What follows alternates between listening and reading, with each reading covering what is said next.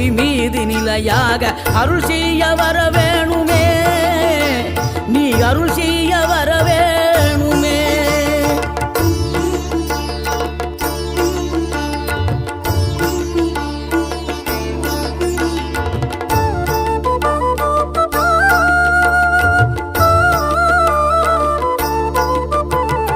இகழ்தலையும் புகழ்தலையும் ஒரு முகமாய் கருதும்படி செவி உரைத்த முத்து குமரன், நீ வறுமையையும் வளமையையும் சமநிலையாய் உணரும்படி மதி கொடுத்த செல்வ குமரன்.